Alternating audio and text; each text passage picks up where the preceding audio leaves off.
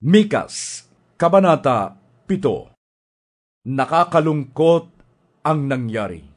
Ang katulad ko'y isang taong gutom, naghahanap ng bungang kahoy, ngunit walang makita ni isa man, wala ni isang ubas o kaya'y isang igos na labis kong kinasasabikan. Wala nang natirang matapat sa Diyos sa lupain. Wala nang matuwid. Ang lahat ay nag-aabang ng mapapatay. Bawat isa'y naghahanda ng bitag laban sa kanyang kababayan. Bihasa sila sa paggawa ng kasamaan.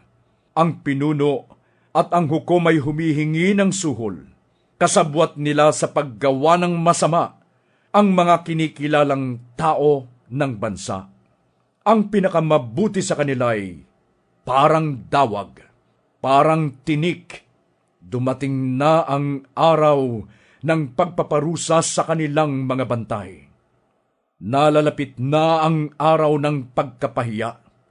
Huwag kang magtiwala sa kapwa mo o sa iyong kaibigan. Huwag mong isisiwalat ang iyong lihim kahit sa iyong asawa. Lalapastanganin ng anak na lalaki ang kanyang ama, at lalabanan ng anak na babae ang kanyang ina. Aawayin ng manugang na babae ang kanyang biyanang babae. Ang kaaway ng isang tao'y ang kanya mismong kasambahay. Ngunit para sa akin, kay Yahweh ako mananalig. Hihintayin kong may pagtitiwala ang Diyos na magliligtas sa akin, at ako'y kanyang diringgin. Mga kaaway ko, huwag kayong magalak dahil sa nangyari sa akin. Kung ako may nadapa, muli akong babangon. Kung ako may nasa kadiliman, tatanglawan ako ngayon ni Yahweh.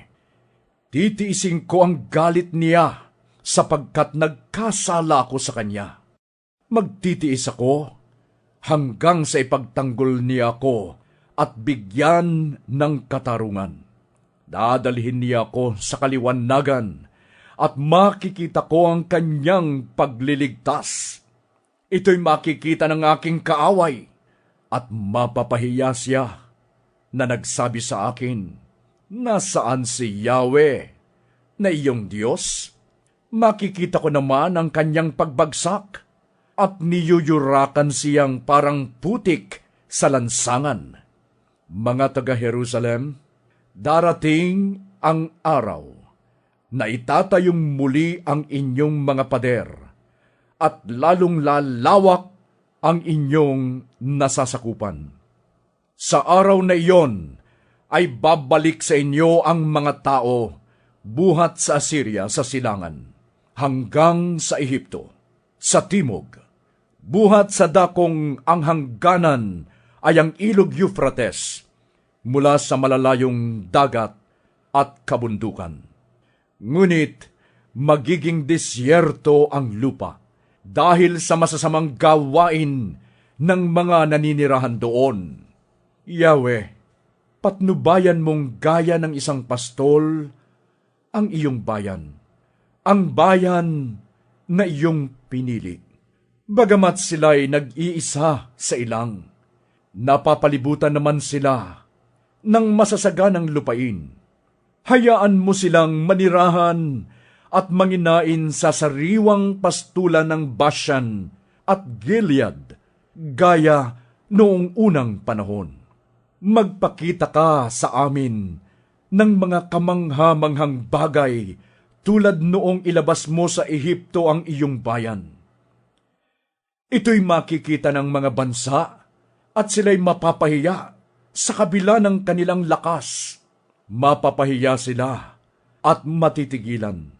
Tatakpan nila ang kanilang mga bibig at mga tainga.